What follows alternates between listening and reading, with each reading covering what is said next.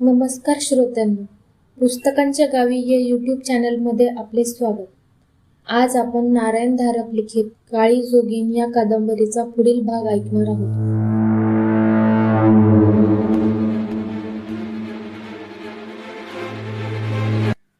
Gopal taxi आणायला गेला तेव्हा अच्युतसाठी 1 कप गरम चहा बनवायला सांगितला होता. अगदी निघायच्या वेळी नलिनी दारापाशी उभी होती. आसपासच्या अंधाराने कदाचित तिची भीड चेपली असावी. अच्युतला हाताला हलकासा स्पर्श करून ती म्हणाली, लवकर या परत. आवाज अगदी खालचा होता, घोगरा झाला होता. कदाचित रडण्याने असेल. ती भांबावलेली असली पाहिजे.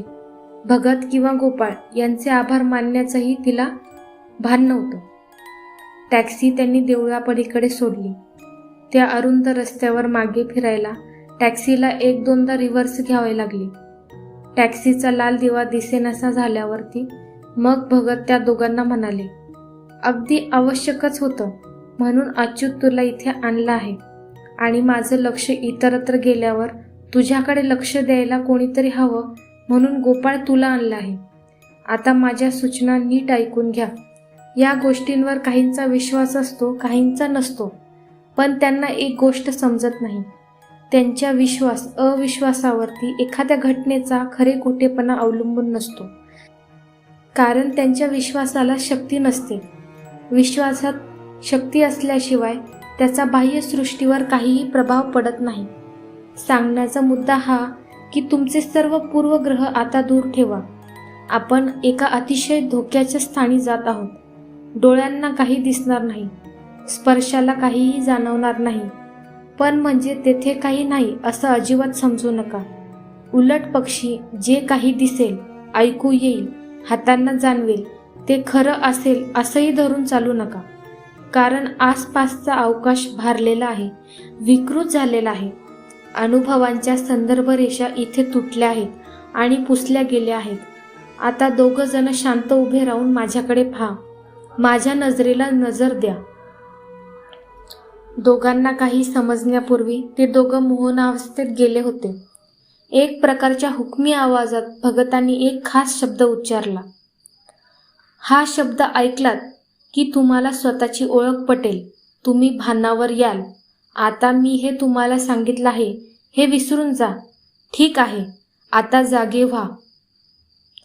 काय झालं आहे याची त्या दोघांना काहीच कल्पना नव्हती. वेळेची मधली 2 मिनिटं कोरी गेल्याचंही त्यांना भान नव्हतं. चला आपण जाऊया, भगत म्हणाले. अच्युतला या परिसराची दुष्कीर्ती माहीत होती. तो आपली नजर पायावर ठेवत होता. तसा अंधार असला तरी खालची वाट मळलेली होती. दगडगोटे, खाच खळगे नव्हते. धुसर तार का प्रकाश निळ्या काळ्या आकाशातून उघळत होता. एखाद्या अंधार कोठडीतून सुटल्यासारखं त्याच्या जीवाला अगदी मोकळं वाटत होतं. हाच आनंद लुटण्याच्या सुखात तो समाधानाने चालत होता. गोपाळ मात्र कुतूहलाने सर्वत्र पाहत होता. हे भग्न मंदिर आणि तो पडका वाडा यांच्या संबंधात त्याने कालपासून किती विलक्षण गोष्टी ऐकल्या होत्या. आयुष्यात अशा गोष्टी द्वितीय किंवा तृतीय हस्ते अनेक वेळा कानावर येतात. प्रत्यक्ष अनुभवायची संधी फार क्वचित वेळा मिळते. त्याला ती मिळाली होती. तिचा तो पुरेपूर फायदा घेणार होता.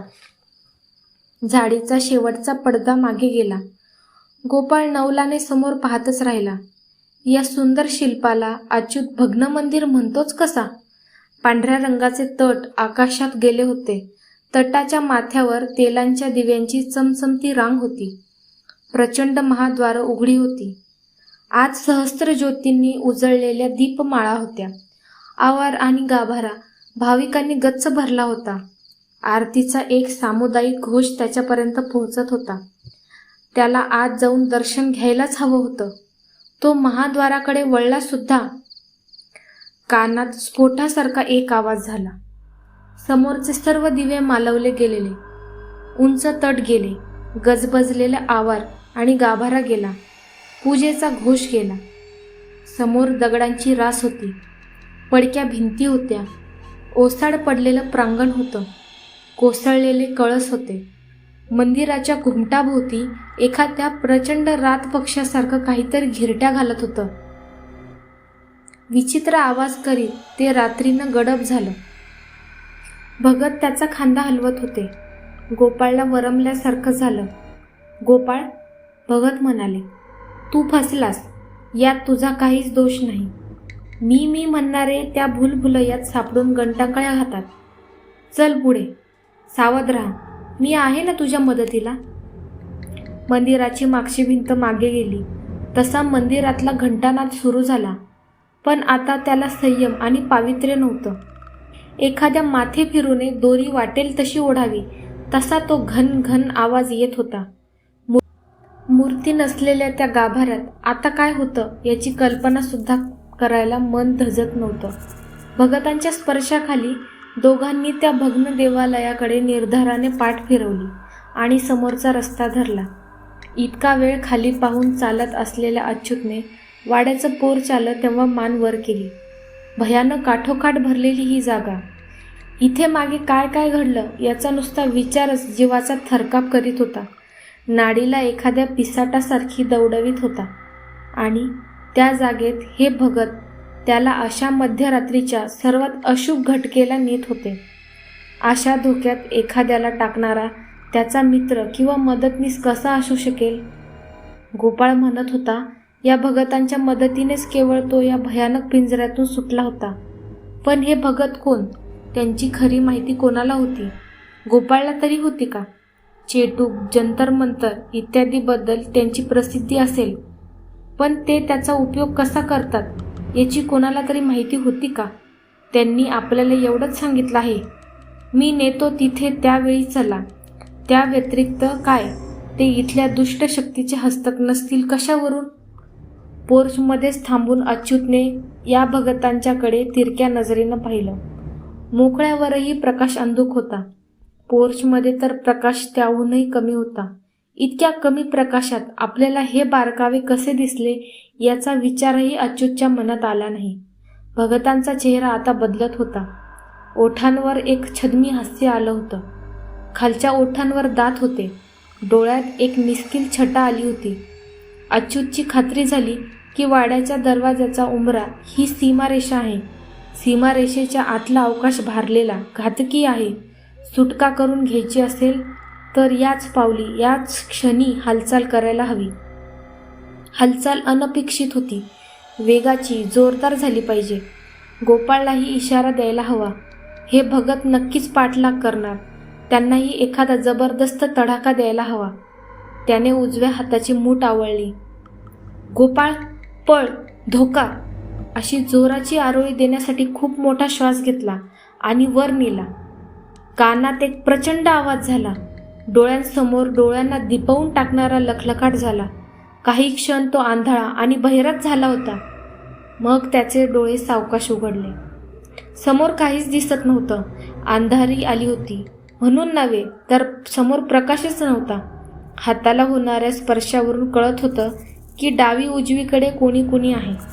भगत आणि गोपाळच अर्थात. विचारांना विलक्षण गती आली होती. आपण फसलो होतो. त्याला समजलं, किती सहज फसलो होतो. अच्युत, जे गोपाळला सांगितलं तेच तुला सांगतो. जे काही होत आहे त्यात तुझा एवढासाही दोष नाही. आपल्या ज्या काही निष्ठा असतात, चांगल्या वाईटाचे आपले जे काही संकेत असतात, ते मनात ठामपणे रुजलेले असले की या फसव्या शक्तींचा प्रभाव पडत नाही. पडला तरी टिकत नाही. तेव्हा घाबरण्याचं कारण नाही. चल. वाड्यात आणि त्यांच्या आसपास अगदी जाणवण्या इतका बदल झाला. अच्युत गोपाळसारख्या अनभिज्ञांनाही जाणवलं की जी काही दुष्ट शक्ती त्यांच्या आसपास वावरत होती ती आता तिथे नाही. जणू काही सर्वत्र पसरलेले तंतू आणि पाश या शक्तीने मागे खेचले होते. स्वतःला एका कोशात दडवून ठेवलं होतं. तो आता एक जुना, जरासा उदासवाना पण साधा पडीक वाडा झाला होता. इथे काही अनैसर्गिक शक्ती वावरत असतात, काही वेडेवाकडे प्रकार चालतात याची कोणालाही शंका आली नसती. असं वाटत होतं की आता यापुढे भगत आणि त्यांचे सहकारी काय कृती करतात हे पाहण्यासाठी ती शक्ती पार मागे सरली होती. घटनांची वाट पाहत होती. या, आत या, भगत म्हणाले आणि त्यांनी हॉलमध्ये प्रवेश केला. त्यांच्या खांद्याला एक शबनम थैली लटकत होती. तिच्यातून त्यांनी लहानसा टॉर्च काढला. त्याचा प्रकाश सर्वत्र फिरवला. ते समोरच्या खोलीकडे निघाले. खोलीत पोहोचल्यावर त्यांनी थैलीतून मेणबत्ती काढली. गोपाळने काडीने ती पेटवली. भगतांनी मेणबत्ती मेजावर ठेवली. गोपाळ जवळ टॉर्च दिला. खालच्या खोल्यातून पहा. जरा बऱ्या स्थितीतल्या 1-2 खुर्च्या दिसल्या तर इकडे आण. ते ज्या विश्वासाने बोलत होते त्याने गोपाळचा धीर परत आला होता. तो टॉर्च घेऊन आत गेला. खोल्यांची दारं उघडल्या मिटल्याचा, सामान सरकवल्याचा आवाज येत होता. 5-1 मिनिटातच तो पत्र्याच्या 2 घडीच्या खुर्च्या आपल्या मागे ओढत ओढत त्या खोलीत परत आला. भगतांनी टॉर्च घेतला. गोपाळला त्या दोन्ही खुर्च्या उघडून भिंतीपाशी ठेवायला सांगितलं. ते स्वतः एका लाकडी खुर्चीत बसले. आपण इथे कशासाठी आलो आहोत? शेवटी अच्युतने विचारले. तुला फसवून तिने तुझ्याकडून काही कबूल करार करून घेतले आहेत. ते इथेच या खोलीतच झालं आहे. आता आपण ते करार रद्द करून टाकणार आहोत. पण इथे आपल्या खेरीज दुसरं कोणीच नाही. येतील ना? आपण आल्याचं त्यांना माहीत आहे. आपण काय करतो ते त्यांना पाहायचं आहे. आणि ते नाही आले तर आपण त्यांना खेचून आणू की 2-4 मिनिट वाट पाहू. क्षणभर अच्युतला भगतांचा हेवा वाटला. त्यांच्या शब्दात केवढा दांडगा आत्मविश्वास भरून राहिला होता. पण दुसऱ्या क्षणी त्याच्या ध्यानात आलं, त्या आत्मविश्वासामागे शक्ती होती आणि ती शक्ती त्यांनी वर्षानुवर्षाच्या खडतर साधनेतून प्राप्त करून घेतली होती. 5-1 मिनिटं झाल्यावर एक सुस्कारा सोडून भगत उठले. खोलीच्या भिंतीला पाठ लावून आणि दाराकडे तोंड करून ते बसले. हातांच्या पंजाचा कोन करून त्यांनी तो तोंडासमोर धरला. त्यांच्या खोल श्वसन क्रियेवरून त्या शंकूत ते काहीतरी आवाज करीत असावेत. पण तो इतका खालचा, खर्जातला होता की अच्युत व गोपाळला त्या ध्वनीची अगदी क्षीणसर कंपनेच फक्त जाणवत होती. एकेका पट्टीवर ते 30-30 सेकंद, कधी मिनिटभर सुद्धा स्वर लावत होते. मग त्यांच्या किंचित वरची पट्टी, प्रत्येक वस्तूला, प्रत्येक संयुक्त घनरचनेला आपापली एक नैसर्गिक लय असते. त्या लयीशी सुसंवाद साधणारा नाद निर्माण झाला तर त्या रचनेत अनुनाद निर्माण होतो. त्याच लयीवर नाद स्थिर झाला तर त्या रचनेतील कंपनाचा विस्तार वाढत जातो. ही आत्मवर्धित क्रिया वेळीच थांबली नाही तर त्या रचनेच्या ठिकऱ्या उडतात. भगतांचे स्वर आता श्रवण मर्यादेत आले होते.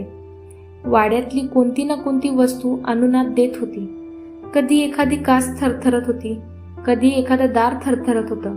भगतांची एकाग्रता तीव्र होती, संसर्गजन्य होती. जास्तीत जास्त शुद्ध आणि जास्तीत जास्त स्थिर नाद काढण्यावर यश अवलंबून होते. त्यांचा स्वर वर वर चढत होता. मध्येच एकदा कोणत्या तरी स्वरावर अच्युतच्या डाव्या हाताच्या कोपरापासूनचा खालचा भाग फडफडायला लागला होता. दुसऱ्या हाताने घट्ट दाबून धरूनही त्याची फडफड थांबत नव्हती. भगतांचा स्वर चढला तेव्हाच ती थांबली. मधल्या एका स्वरापाशी ते थांबले. त्यांना काहीतरी जाणवलं असलं पाहिजे. त्यांची बसण्याची बैठक बदलली, पाठ ताठ केली, खूप मोठा श्वास घेतला आणि तो स्वर लावला. आता त्यांनी स्वरातली शक्ती वाढवली होती. स्वर साधा असला तरी त्याच्याबरोबर खालचा आणि वरच्या सप्तकातील प्रगुण कंपने होतीच. शिवाय सुसंवादी स्वर होतेच. खोल्यातून त्या स्वरांचे प्रतिध्वनी येत होते. वाड्याच्या कानाकोपऱ्यात साद येत होती. असा हा ध्वनी प्रचंड कल्लोळ घुमत वर गेला. वरच्या मजल्यावर दान आवाज व्हायला लागला. कोणाच्या तरी धडपडणाऱ्या पावलांचा आवाज यायला लागला. जिन्यावरून कोणीतरी धाड खाली आलं. दुसरा जिना धाड उतरून ते हॉलमध्ये आलं. काहीतरी काळं खोलीच्या दारापर्यंत कडमडत आलं आणि कोसळलं. स्वराच्या प्रत्येक ललकारी बरोबर त्या काळ्या शरीराला आचके बसत होते. हातपाय क्षीणसर हालचाली करीत होते. एक हात उंचावून थांबा अशी खूण करीत होता. भगतांनी आवाज थांबवला. एखादं वादळ घोंगावत दूर जावं तसा आसपासचा कोलाहल सावकाश कमी झाला. अच्युत गोपाळने नकळत श्वास रोखून धरले होते. शरीर ताठ केली होती. ती आता सैल पडली.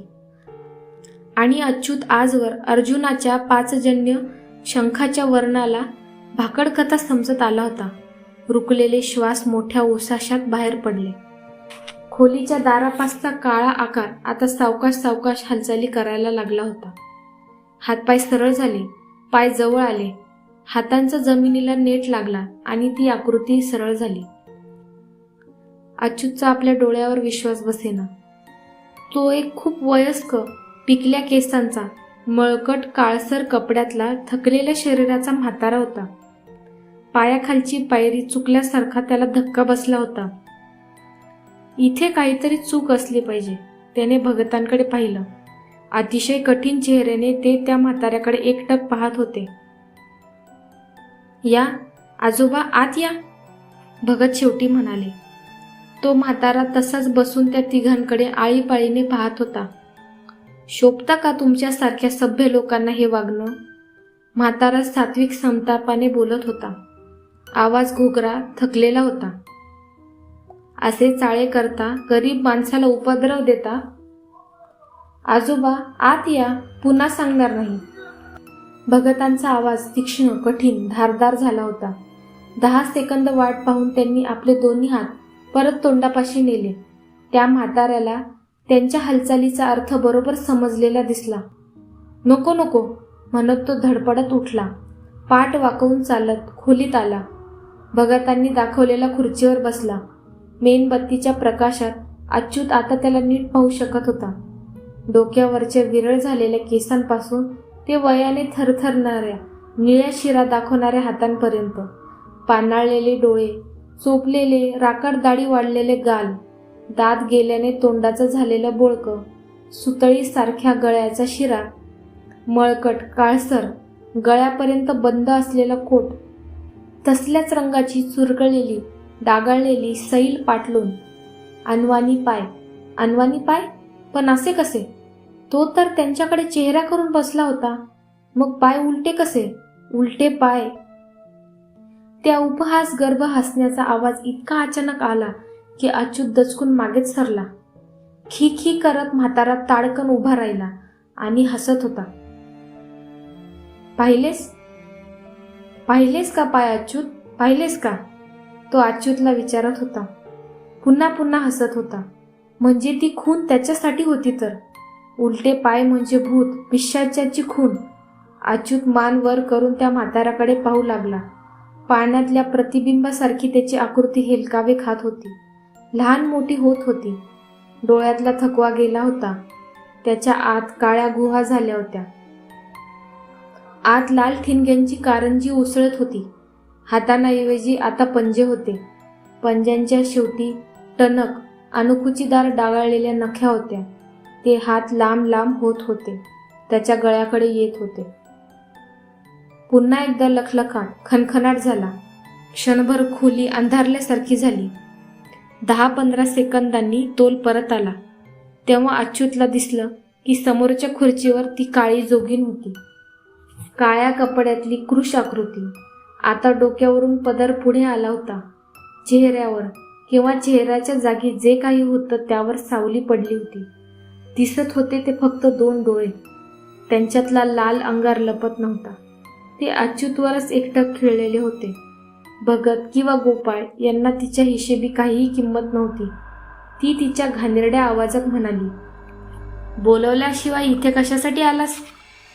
अच्युत असहाय्यपणे भगतांकडे पाहू लागला. त्यांनी हातानेच धीर धरण्यासाठी खून केली. बोट ओठावर ठेवून गप्प राहण्याची खून केली. मी त्याला घेऊन आलो आहे, भगत शांत आवाजात म्हणाले. एखाद्या चवताळलेल्या वाघिणीसारखी ती त्यांच्याकडे वळली. आणि तू कोण, नसत्या गोष्टीत चोंबडेपणा करणारा?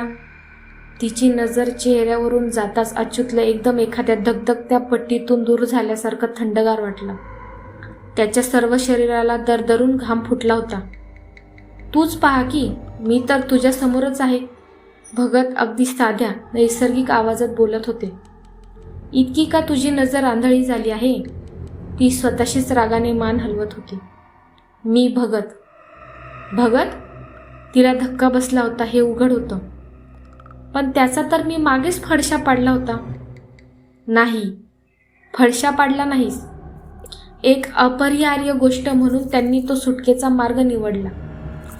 पण त्यांच्या जागी दुसरा बघत होताच. आता त्या जागी मी आहे आणि मागचे हिशोब पुरे करणार आहे. त्याआधी एक साधी गोष्ट.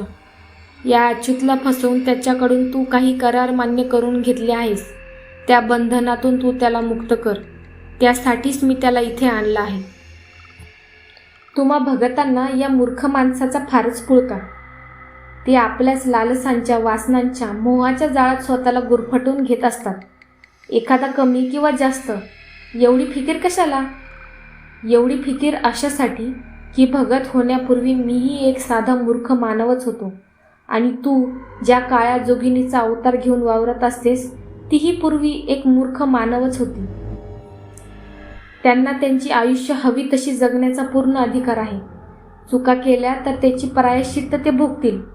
त्यात हस्तक्षेप करण्याचा तुला अधिकार नाही. त्याच्यावरती बंधन काढून घे. माझ्या हौसे मौजेकरिता, करमणुकीकरिता मी त्याला बांधून ठेवलं आहे. काही काळ त्याला खेळवणार आहे. हो की नाही रे अच्युत? ती त्याच्याकडे वळून हे म्हणताच त्याच्या मस्तकात आधी झिंझिण्या आल्या आणि मग मानेवरचा सर्वच भाग बधीर झाल्यासारखं वाटलं. एखाद्या कळसूत्री बाहुलीसारखा तो खुर्चीवरून उठून उभा राहिला. आपण हे करणार आहोत हेही त्याला माहीत नव्हतं आणि पुढच्या क्षणी काय करणार आहोत याचीही कल्पना नव्हती. कदाचित एखाद्या सर्कशीतला अस्वलासारखा तो लहानशा उड्या मारत नाचेल. कदाचित रस्त्यावर खेळ करणाऱ्या डोंबाऱ्यासारख्या कोलांट्या उड्या मारेल. कदाचित एखाद्या पिसाळलेल्या कुत्र्यासारखा वूफ वूफ गर करून लोकांच्या अंगावर झेपासुद्धा घेईल. हे विचार आणि ही घाणेरडी चित्र त्याच्या मनपटलावर कशी उठत होती, कोणीकडून येत होती? तिच्या क्रूरपणे हसणाऱ्या चेहऱ्यावरून त्याला नजर काढताच येत नव्हती. त्याने एक पाय हवेत उचलला. भगतांनी दोन्ही हाताचे पंजे त्याच्या डोळ्यासमोर मागे केले. मेंदूवरची बंधनं गळून पडली. तो एकदम मागे खुर्चीत कोसळला. उभ्या उभ्याच भगत तिच्याकडे वळले. आता मी तिसऱ्या खेपेस आणि अखेरचं सांगत आहे. यावरचे तुझे पाश काढून घे. तुला माहीत नसलं तर सांगतो, आज सकाळी मीच या वाड्यात येऊन गेलो आहे. वरच्या 3ऱ्या मजल्याच्या खोलीपासून ते थेट तळघरातल्या विहिरीपर्यंतचा सर्व भाग मी पाहिला आहे आणि आता मी सर्व तयारीनिशी आलो आहे. जे झालं ते क्षणार्धात झालं. एका क्षणी ती खुर्चीवर निश्चल बसली होती. दुसऱ्या क्षणी एखाद्या काळ्या स्फोटासारखी ती अच्युत आणि गोपाळ यांच्यावर झेपावली. भगतांची नजर तिच्यावरून क्षणमात्र हलली. त्या निमिषार्धात ती सावलीसारखी गडप झाली. भगतांच्या चेहऱ्यावर एक कडवट हास्य होतं. ती इतक्या सरळपणे तुला सोडणारच नाही अच्युत. ठीक आहे, मला इथे वाड्यातच राहावं लागणार आहे. आता तिचा बंदोबस्त केल्याखेरीज मला बाहेर पडताच यायचं नाही. तुम्ही दोघं अच्युतच्या घरी जा व तेथेच थांबा आणि हे घ्या. त्यांनी थैलीतून अंगाऱ्याची पुडी आणि अगरबत्त्या काढल्या. शिवाय त्यांनी पत्ता असलेला एक कागदही त्यावर लिहून दिला. आता ते बोलले तेव्हा त्यांचा चेहरा अत्यंत गंभीर झाला होता. ती काय म्हणाली तुम्ही ऐकतच होता. आमच्या परंपरेतल्या मागच्या एका भगतांना तिच्याशी संघर्ष करावा लागला होता आणि त्यांना यश आलं नव्हतं. त्यांना आयुष्य संपवावं लागलं होतं. सर्व शक्यतांचा विचार करावाच लागतो. मी जर उद्या पहाटेपर्यंत तिकडे परत आलो नाही तर असं समजा की मीही अयशस्वी ठरलो आहे. अशा प्रसंगी तर तुमचा धोका अधिकच वाढेल. सकाळ होता होताच या पत्त्यावर जा. तुम्हाला सर्व मदत मिळेल. दोघांच्या खांद्यावर हात ठेवून त्यांनी त्या दोघांना दाराच्या दिशेने ढकललं. जा आता, थांबू नका, ते म्हणाले. त्या दोघांना काही बोलायला क्षणाचा सुद्धा अवधी मिळाला नाही. भगतांचा शब्द मोडणे अशक्यच होतं. भगत त्यांचा शेवटचा निरोप घेत होते. त्याची गाठ पडल्याचा जेमतेम 24 तास सुद्धा उलटले नव्हते. आमची काही मदत होण्यासारखी नाही का? अच्युत म्हणाला. नाही, पण तुझ्या मनात हा विचार आला हीच चांगली खूण आहे. माझ्यासाठी मनात सदिच्छा ठेवा. त्यांची शक्ती कमी लेखू नका आणि आता जा. मला माझ्या कामाला लागलं पाहिजे. व्हिडिओ आवडल्यास आणि अशाच नवनवीन कथा ऐकण्यासाठी आमच्या पुस्तकांच्या गावी या यूट्यूब चॅनलला सबस्क्राईब करा. आपल्या काही सूचना व प्रतिक्रिया असतील त्या आम्हाला कमेंट बॉक्समध्ये नक्की कळवा. धन्यवाद.